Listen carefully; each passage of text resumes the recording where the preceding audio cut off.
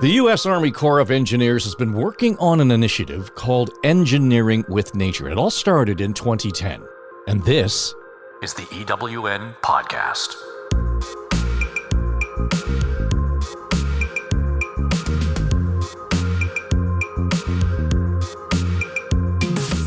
EWN is developing and implementing nature-based solutions for water and infrastructure projects. It's bringing together a growing international community of scientists, engineers, and researchers from all kinds of disciplines that are committed to harnessing the power of nature to solve problems.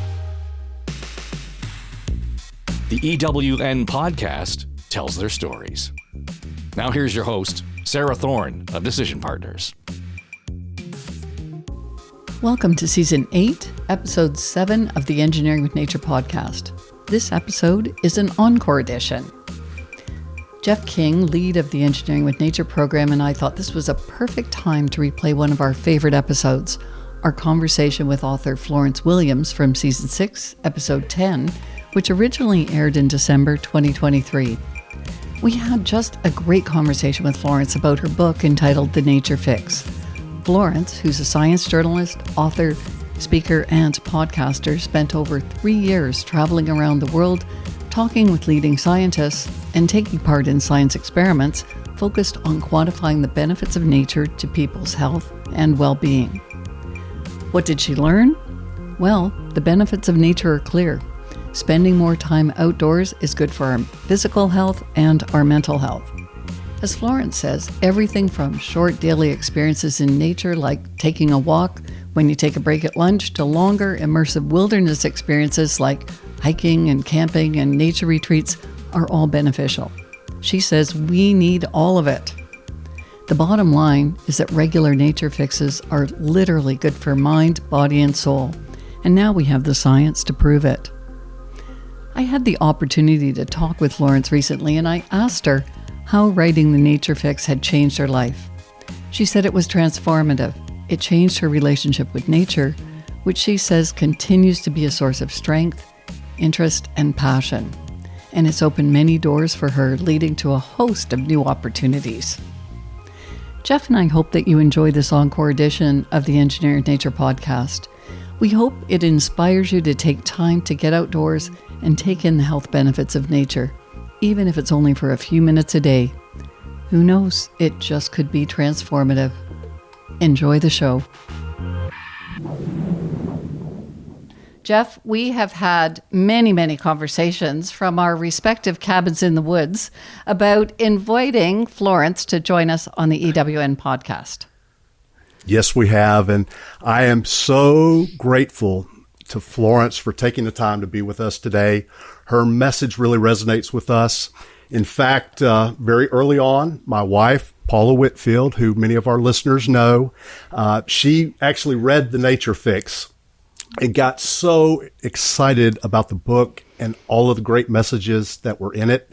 And she shared that with me. And I, too, became a big fan of what Florence was doing and thought she would make a very interesting guest. So Florence, welcome. I can't wait to hear more about your journey and what you've learned in this process of doing research and writing this book. Well, thank you so much for inviting me, Jeff. And I'm really jealous that you and Sarah are in your respective cabins in the woods. Well, it's part of our nature fix. Unfortunately, my little cabin in the woods is going to be shut for the winter this coming weekend. Florence, you're a science journalist, an author, a speaker, a podcaster, a retreat leader, and you're a certified forest bathing guide. Wow. We're going to talk about the forest bathing in a few minutes, but let's start by talking with you about your inspiration for writing The Nature Fix. Yes, thanks for asking. Well, I have been a contributing editor for Outside Magazine for many years, and I'm fortunate in that they sometimes just assign me stories. But when they asked me to write about the science behind why we feel good in nature, it immediately spoke to me because of something I was going through in my own personal life at the time, which is that I had just moved from the Rocky Mountains to Washington, D.C., the heart of Washington, D.C. And I had lived out west in the Rockies for 20 years, actually 23 years at that point, although I grew up on the East Coast.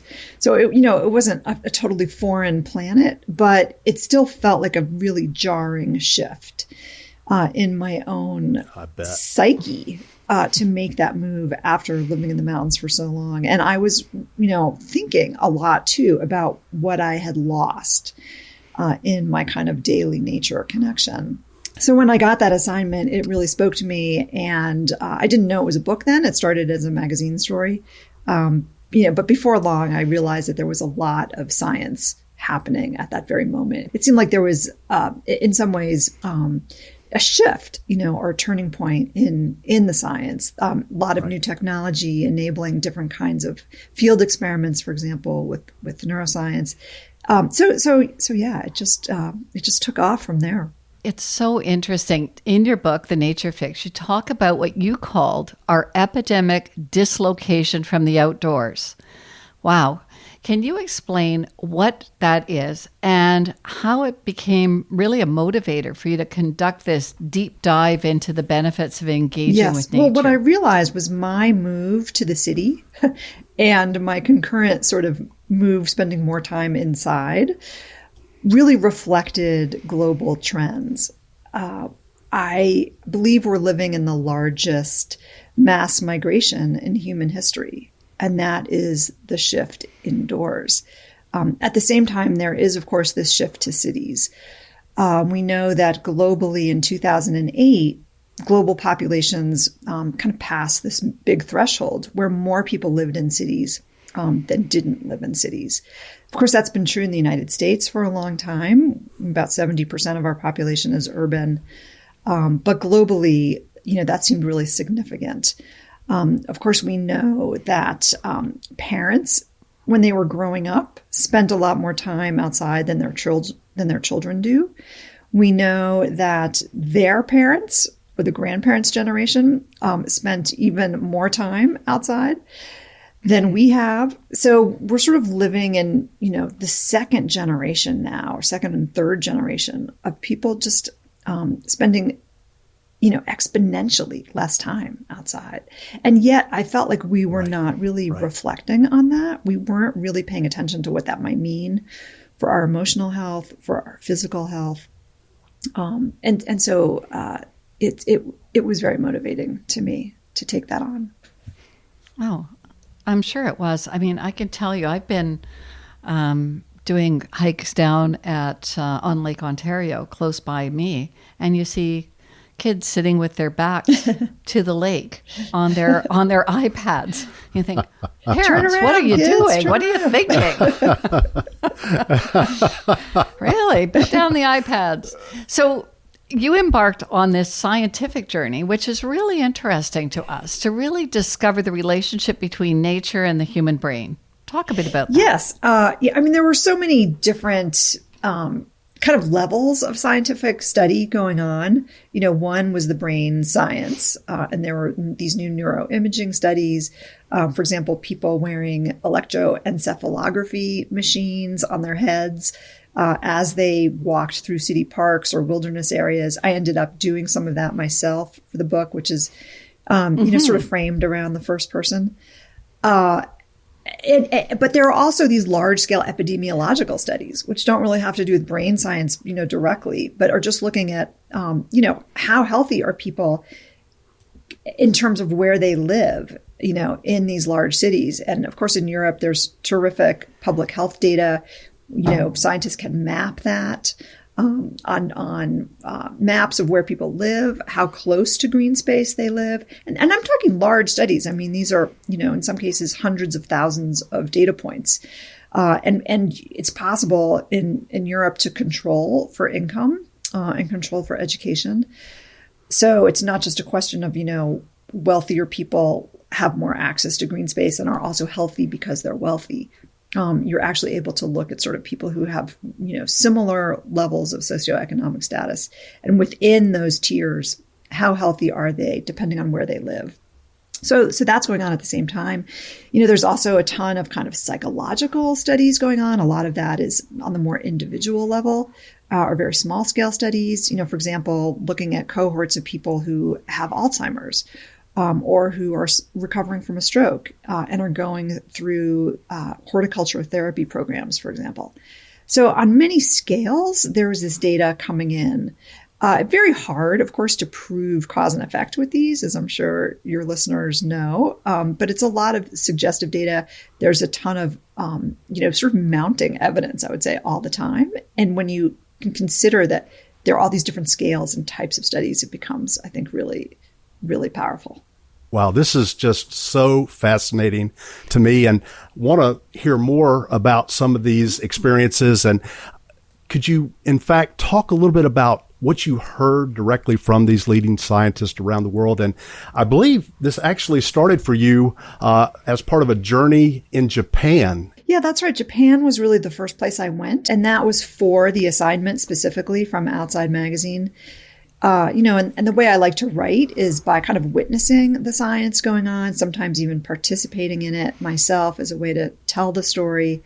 When I told my editors, I found the science that was, current right now, but it was in Japan. They were like, well, right. That's really far away. That's very expensive. But I was like, I know, but it's, that's where it's happening, next month. So that was the first place I went. A lot of the research there was being conducted by a physiological anthropologist named Yoshifumi Miyazaki.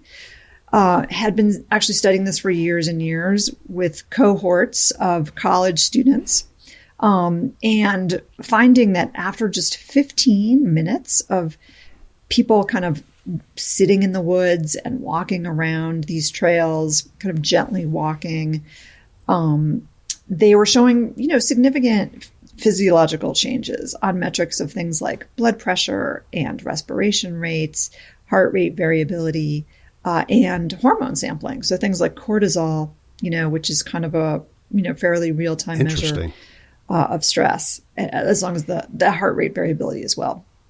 And so that's where I first heard about forest bathing, because that's kind of the practice that they were encouraging in these 15 or 20 minute blocks of time. And maybe I should define what that is. Because good idea. if you're not familiar with it, it can be a sort of confusing term, I think, for Western audiences. It does not involve disrobing. But it is this idea of being in a nature space, almost like sunbathing, in that it's this kind of passive reception of stimuli, from nature. So especially engaging the senses. And in fact, in Japan, there are dozens of designated so-called forest therapy trails. And you can go on these trails with designated forest therapy rangers who facilitate the sort of opening of the senses. So it's kind of just a way to be really present and mindful in these spaces. So it was remarkable to me that these changes happened after 15 minutes. And, what I ended up discovering was it was really facilitated by this kind of, by the senses, that it helps if you can get out of your thinking brain, our neocortex, and get into our more kind of animal brain. And at first, I was skeptical of some of this because I knew people were walking around the woods. And I thought, well, we know there's tons of evidence, right, about exercise, and how that's good for our, sense of calm, for our mood states, for our cardiovascular states. But the scientists there were trying to control for that by having groups also walk around urban centers for the same amount of time, the same distance, also sitting, in the middle of these intersections, or on the edge of them. And perhaps not surprisingly, they were really seeing this more sort of resting state coming from these woods. And of course it raised all these questions of, well, is it the absence of the city or is it the presence of nature? So maybe I'm already prefiguring some of your next questions. Well, we know how valuable it is to go for a walk in the woods. And it's something that I think, Jeff and I do frequently, just to kind of clear our minds. We all do that when we have the opportunity. So it was interesting to me that early in the book you said place matters. And I think you were learning that we all respond differently to different habitats. Go talk a little bit about how you were responding to your first experience of forest bathing in the woods in Japan. I think for me, I love trees and I love the forest. I grew up in the mid-Atlantic. I love forest, but not everyone does, right? There are some people who feel claustrophobic in a forest or they feel unsafe. They may prefer, being on the beach. I've had so many people say to me, oh, I don't really like nature, but I like going to the beach. I'm like, guess what? Guess what? Or other people saying, oh, I don't really like nature, but I really like gardening. So, I think we have this idea in our culture that nature means, you're in a wilderness or you're on a trail, without other people around, or you're on some pristine mountaintop. And, and I'm guilty of that to an extent too, having moved, to DC from the mountains. I was like, where are the trails? Where are the mountains? I had to learn how to access nature in a city, which I kind of do by the end of the book. But I think there's a lot of variability in people's preferences for nature. Yeah. And I think that in general, we are not very good at forecasting, how a particular nature setting will make us feel. And this has been shown in some studies, for example, where researchers will tell college students to guess what their mood will be after either a walk across campus, through the green or through the campus arboretum, as opposed to a walk through the underground tunnels, which I think this was at the University of Toronto or something where this study took place. And everyone misjudged it. The people who walked above ground were much happier in real life than they thought they would be once they had to sit down and sort of reflect on how they felt. And the opposite happened in the tunnels. So, when I talk to people and they ask me, well, what kind of nature, is best? I just say, pay attention, to how you feel. Check in with yourself. How do you, do you love being in the woods? Do you love hearing the rustle of the wind, through the leaves? Do you love hearing the woodpeckers and the squirrels and the crunch of your feet, on the leaves? Or do you like listening to the ocean? Or is there something else? Is there a desert, that really fills your soul? So, people get mad at me sometimes for not writing enough about the desert or the ocean because, and that's just my own bias. I ended up, and also a lot of the science, to be fair, a lot of the science was coming out of Northern Europe, which happens to be very forested. Yeah. Well, and Florence, maybe if I could just quickly share, when I was a little boy, I would get sick a lot. And there was a time when I was sick for like 6 weeks and didn't have a lot of energy. And what I found was that there was a couch in our house that looked out into what was a swamp near an adjacent part of the property.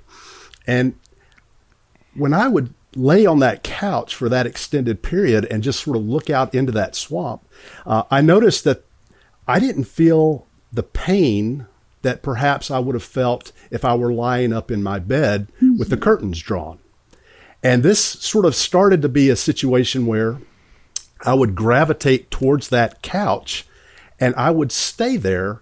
And really for that 6-week period of time, that's where I ended up being. And it was because I could remove myself from the pain of that illness and just focus in on what was happening in that green space. And I truly believe that there is a lot to what nature can offer us on a variety of different scales, including these health benefits. That's really interesting, Jeff. I'm assuming that was in the South somewhere. Yes, it was. It was in Southwest Georgia. It sure was. Yeah, wonderful. Yeah. Well, your experience is really reflected in quite a bit of the science. There have been hospital studies looking at window views after everyone got the same surgery. For example, a gallbladder surgery in Pennsylvania. That's a really classic study from, I think it was 1983, by Roger Ulrich, showing that people whose rooms looked out onto trees and green space, as opposed to those whose rooms looked out onto another brick building, requested less pain medication. They were discharged from the hospital a day earlier. They reported, their moods were better, and so on. And I think a lot of the scientists, interestingly, who are drawn to this work, had similar experiences to you in their childhood. Where they were perhaps sick for a time or had a broken leg. Really, really saw very clearly in their own personal experience how healing it was to be able to look at a tree. It just makes sense. It just makes sense, right? But it's so cool that you actually pursued the science. I want to move on and talk about the next area of study that you pursued. You went to Utah and you went out into the Moab Desert with Dr. David Strayer and a whole bunch of neuroscientists to figure out what was going on in people's brains when they were in this amazing place. Tell us about that. Yes. So David Strayer is a really interesting researcher. He's a cognitive neuroscientist. So he's really interested in creativity. How do people come up with ideas? What is actually going on in different parts of their brains? What does being in distracted modern world, do for that? And again, this grew out of his personal experience where he noticed that he's a big river runner and a backpacker, and he would get his best ideas as a scientist after 3 days of being on the river. So he was very interested in this concept of the so-called 3-day effect, which was actually coined by a bookseller in Salt Lake City, who also noticed that some magic seems to happen after 3 days outside. And so he started studying it. And this trip to Utah was kind of an interesting convening of different cognitive scientists to figure out some study design, to talk about, what possibly was going on, what were the possible mechanisms, how could they best research it. And so there were just a lot of fantastic conversations going on, some theorizing. It was a helpful way for me to start to frame some of the theories, about what's going on in our brains. And then, of course, experience some of it, too, because we ended up spending, about 3 days outside ourselves. I ended up joining David Strayer on a class that he teaches called Cognition in the Wild at the University of Utah, in which his entire class went camping for 3 days in the desert. And, they sort of, were also studying their brain waves and different measures as well. And so it just, for me, it kind of helped frame different ways of talking about what might be going on. And so that's why I wrote about that chapter pretty early in the book. I want to learn more about that class. Maybe I can know. sign up for it and attend. Sounds fantastic. But in all seriousness, can you tell us a little bit more about how nature actually affects our brains? I was sort of interested in hearing more about what these leading psychologists and neuroscientists were actually finding out in terms of I can. the study of the brain. So Strayer has, a couple things. I mean, one is he did a pilot study that I thought was really intriguing, where he gave a test of creativity, a pretty standard test called the Remote Associates Test, in which people have to kind of come up with a third term after they're given 2 other words that tie those words together. And it's a measure of the kind of creativity that has sort of one answer, as opposed to, really free-form creativity where you're trying to come up with different ideas. And he saw this almost 50% improvement on that test in outward bound backpackers before and after their 3 days outside. He sort of controlled for that by also having people in the city take the test 3 days apart, so that it wasn't just a practice effect, if you're just getting better at the test. That study was replicated almost the same percentage, about 50% improvement in creativity, by a researcher in Minnesota who gave it to people who were going canoeing, for a few days outside. So then Strayer started looking at brainwave activity in the brain, sort of based on EEG data.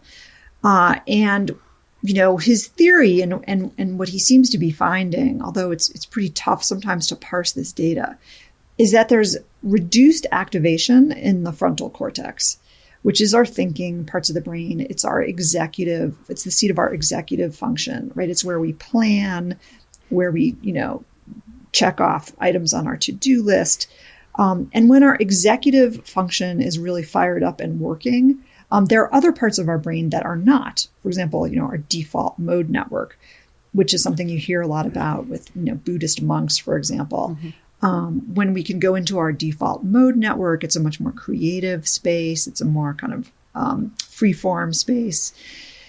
It can be a more empathetic space and also more creative space. But what Dr. Strayer really made me think about too was that what may be happening after 3 days is that it's really our sensory brains. Again, I keep coming back to this idea of the senses. Our sensory brains are really waking up. And we notice things after 3 days that we didn't notice the first day. We become sort of more keyed into our so-called animal senses. And when that's happening, our thinking brain is kind of reclining a little bit. It's reducing. So that when we go back into our executive functioning 3 days later, we've had a rest. It's like a muscle that we've kind of rested. And it's just fired up and sharp. And that analogy sort of made sense to me, that it's like a muscle and it needs a break. That's incredibly insightful. And I'm curious, with all of this information that you've been able to gather and thinking about now the importance of nature and various elements of our brain and function, from where you sit, from what you understand, what are some of the big takeaways for us, for people in our communities, for our listeners? I think about things so much now and so much differently. For example, just getting back to the senses, when we're in modern life and mm-hmm. in our cities, our senses are sort of assaulted, in ways that we just accept and, don't really think a lot about. But, they're noisy. They smell bad. There are flashing lights everywhere. When I moved to Washington, D.C., I was so overwhelmed by the traffic circles. And, when you're driving through one of those traffic circles and your radio is playing, you can't actually hear what's going on the radio, right? Your brain shuts out certain stimuli in order to survive. That's a great mechanism, but it's exhausting. It actually takes a lot of glycogen. It takes a lot of fuel in our brains to filter things out. And so by the end of the day, we're sort of tired and cranky in ways that are really pretty subconscious. That really made sense to me. And when we're in nature, the opposite happens. Our senses want to pay attention. Our senses are actually evolved to pay attention and to make sense of the sounds and the trees and the natural landscape. Our visual perceptual system is really comfortable reading that information as opposed to being sort of uncomfortable reading mm-hmm. it. So when we think about design in cities, it makes sense to design spaces where our senses can come alive in a comfortable way and where we can really, at the same time, reduce some of the noxious sensory stimuli. So, for example, I visited, Seoul in South Korea, and I was very interested there by a project in which they kind of unzipped, an underground canal, meaning they daylighted it and they landscaped it. And they, put trees around this canal. They came up with the acoustic engineers came up with little water features and waterfalls and a walking path. So that, and the whole thing is about, 15 or 20 feet below street level. And it's in a very downtown, busy neighborhood. When you descend into this kind of lovely trail along the canal, you don't hear the traffic noise. What you hear is the sound of water and the sound of birds. I thought that was really brilliant. We can use acoustical engineering to really help refigure our landscapes, to make them more compatible, with our animal sensory nervous system. Well, it's interesting. Yeah, it's interesting you say that because I travel quite a bit for my work. And whenever I am passing through Hartsfield International Airport in Atlanta, Georgia, you have the option of taking the bus, that underground sort of rail line, or you can walk from one concourse to the other. And there's a passage between the terminals that is darker in terms of lighting.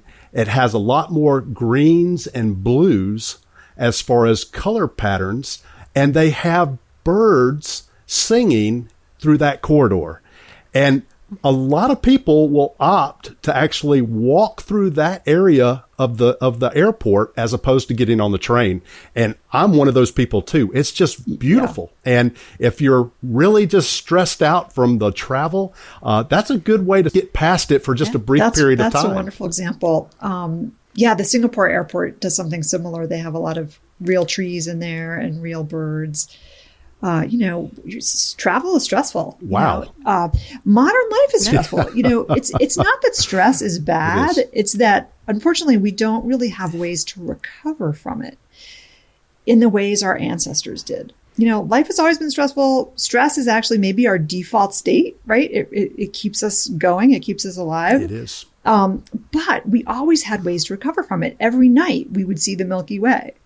We often encountered wildlife and made eye contact with wildlife. We sat around the fire and sang and told stories. We danced. We no longer have those just default ways of recovering from stress. And I think a lot of us are paying the price. We're seeing this huge rise, right, in mental health issues, also in inflammatory diseases, that are related to this kind of steady drip of stress in our bodies. So I think this whole sort of nature concept just invites us to think about these things a little more carefully. There are other ways to reduce, again, these kind of noxious stresses in daily life. For example, in DC, we recently passed an ordinance to ban gas-fired leaf blowers. To instead have electric leaf blowers. Leaf blowers are like the bane of my existence. I've heard this concept that we are now living in peak noise, which I think is really interesting. We may be living in the noisiest kind of, decade even of human existence. And from now on, it may be getting better as we have more technological solutions, more electric engines, more electric fleet vehicles and so on. So hopefully, it is changing, and technology is really, I think, helping us become a little more sane at the same time that it's also making us much less sane. I think that's a great place to move on and talk about really this nexus of nature and health and the opportunity to expand nature-based solutions, particularly in urban environments. As you know, that's the focus of the Engineering with Nature program. So let's talk about that. Jeff, maybe you want to put it in context. Yes. Yeah. I've been thinking about that as we've been talking with Florence today. And Florence, as you know, the EWN program has been working on integrating nature-based solutions into a wide range of infrastructure projects across the Army Corps of Engineers, and certainly trying to support the Corps' mission. And I'm interested in hearing your thoughts on how our work could better support people and being able to connect people with nature. Yeah. Thanks so much for asking. I think the health piece should not only inform a lot of these projects, but should actually be a priority for them. I've heard people talk about, this concept of biophilia, right? And how humans evolved outside in the natural world. We lived there for 99.9% of our existence. We love living things. And now, in the wake of climate change, in the wake of, a global pandemic, in the wake of war and strife and disunion and incivility that we're seeing, there's this concept of urgent biophilia, that having these green spaces accessible and high quality in our urban areas and our suburban areas is absolutely critical for dealing with these stresses that we're facing. So how can engineering and, things like temperature control that we're seeing, storm swale management, all of these things. How can we incorporate mental health, into these projects? How can we make them accessible and available for the people who live near them? It always kills me when I see these drinking water reservoir systems that are beautiful and green and have these, 20-foot fences around them because people aren't actually allowed to walk near these, Surely there's a way to protect the water system and still allow a walking trail. There are so many examples of projects out there that don't involve the public, or public access. So I just think if we put this as a priority in our planning and design, which is really where it should be, Yes. It can enable us to think about these projects in a whole new way and can open up new sources of funding, new sources of revenue. Cities know that mental health and health in general is a huge, public health cost. There's some really interesting studies going on. Actually, I think in Birmingham, Alabama, for example, looking at street trees and public health, showing that the more street trees there are, the fewer cardiovascular events, for example. That is powerful and fascinating. And we, of course, know there are many reasons to plant street trees, especially for climate and temperature control. And so, why not put them where more people are living? Why not increase Absolutely. the canopy cover? There are health benefits associated with a higher degree of canopy cover. We know from a study in Toronto that if there are 11 trees on a street, that is the equivalent in health benefit of an additional $20,000 a year in income. Wow. That's fascinating. Interesting study. Wow. So it's practical. I mean, when you think about what you're talking about, Florence, there are practical applications that every community could be incorporating. Absolutely. We know that people who just live closer to green space are healthier, regardless of whether they actually go into those green spaces or not. And so the European Economic Commission has this new goal of the 330-300, which is that every household should be able to see 3 trees, that every neighborhood should have a 30% tree canopy cover, and that every house should also live within 300 meters, or about a quarter of a mile, of a woodlot or of green space. And so that's now being written in. This is a UN, initiative in Europe, and I think it's really a fascinating kind of benchmark. I'm a member of the Trust for Public Land in the United States, which has a campaign called the 10-Minute Walk campaign, which is that every household should be able to live within a 10-minute walk of a park. 100 million Americans currently do not live within a 10-minute walk of a park. So, if we map our cities in America, we can identify exactly which neighborhoods are the most park deprived and strategically place our dollars and our resources into putting parks and improving the quality of parks in those neighborhoods. There's a huge social inequity issue when you look at which neighborhoods do have access to parks. We know that during the pandemic, for example, people who lived in disadvantaged neighborhoods did not go appreciate nature because those parks were small. People didn't feel safe in them. There were way fewer parks per capita than people who lived in more advantaged neighborhoods. So there are a lot of ways we can use this data very strategically to think about public health on a larger scale. Yeah. Absolutely. Yeah. First of all, we have to pay attention. And then we have to prioritize. Absolutely, right? But we need the data. We need the data first, and we need the data, and we're getting it. Yeah. Before we let you go, Florence, I have to talk to you about your study of wilderness and what happens to our brains when we're immersed in it. Can you talk about the power of awe? Oh, I love talking about the power of awe. So I talk about it quite a bit in the Nature Fix, but I talk about it even more in my most recent book called Heartbreak: A Personal and Scientific Journey. In the Nature Fix, I was really interested in looking at how nature made us more creative and, how we got our best thoughts and how we felt better, how it improved our moods. But then I went through this kind of personal earthquake, which was my own divorce after a 25-year marriage, in which I felt much more urgently that I needed to recover. I needed to heal. I was much more interested in thinking about trauma and what nature and awe specifically can do for this.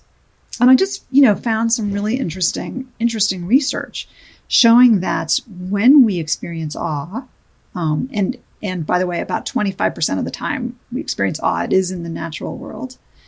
It really changes our behavior, and it can help rewire our brain in some profound ways. So even just, right after we see a waterfall or a sunset or a whale jumping, lab experiments have shown that we behave more generously to other people. We become more pro-social. We give away more lottery tickets, in psychology games after we look at pictures of a waterfall as opposed to pictures of a parking lot. There's something about feeling that we are small and humble in the universe. That feeling that we all get when we look up at the sky is really good for us psychologically. It makes our own problems seem slightly less significant. It makes us feel more connected to the world around us.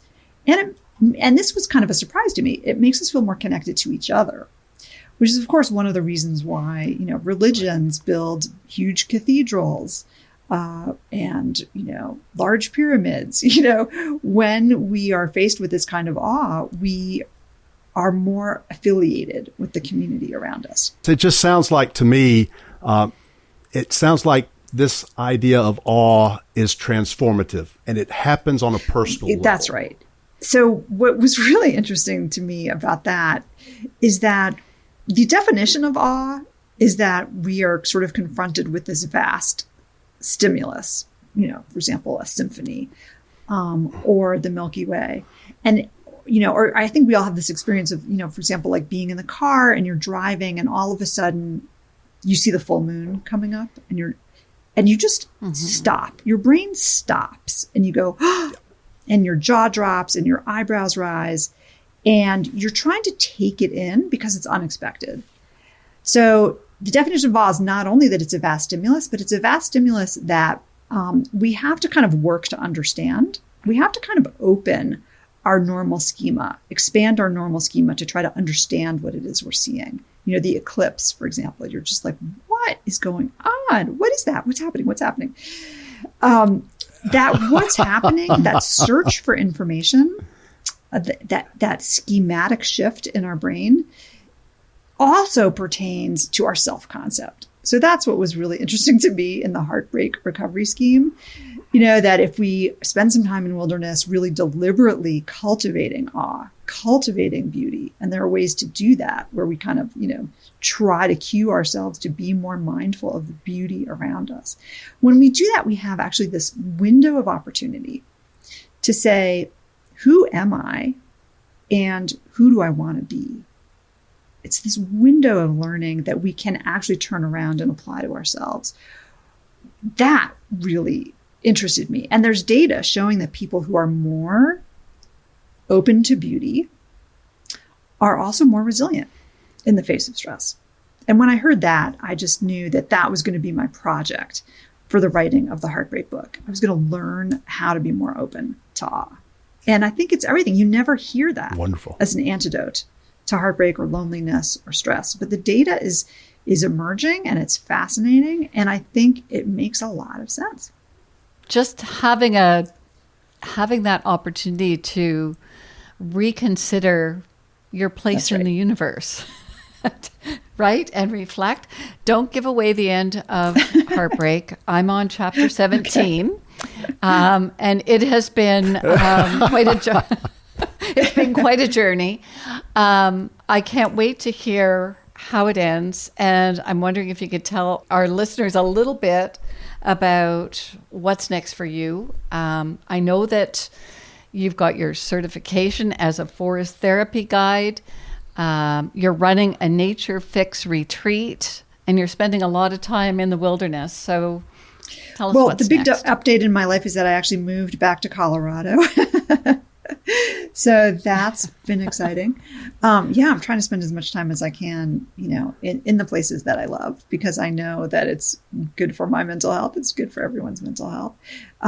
If we can construct our lives in a way that, helps facilitate our mental health, that should be a priority for all of us and for our children and for our neighborhoods. So, I really encourage people to get involved, with their communities, to encourage more trees, more playgrounds, more parks, more recess for kids. Our communities and our city planners need your input, because we're all up against, this constant pressure of development and taking trees down. And, we need to create a lobby, I think, to counter that. So I encourage people not only to protect your own mental health, but to do it because it enables you to wake up and fight the fights that we all need to be fighting right now to help make this earth a more humane and green and livable place. Well, Florence, that sounds like a call to action to me.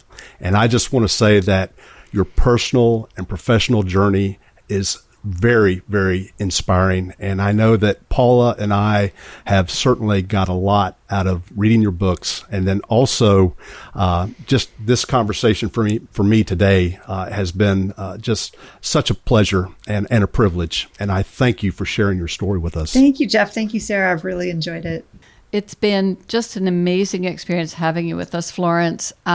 Your personal journey is so profound and deeply, deeply moving. And I really believe that your writing and your sharing your stories are transforming people's lives more than you can imagine. I hope that our listeners read your books or listen to Heartbreak, which has been an incredible experience for me personally, listening to the audiobook, and really reflect on their relationship with nature, which is transformative. So thank you for being with us. To all of you, thank you so much for listening. We hope that you've enjoyed this podcast, and we hope you'll join us again as we talk about engineering with nature.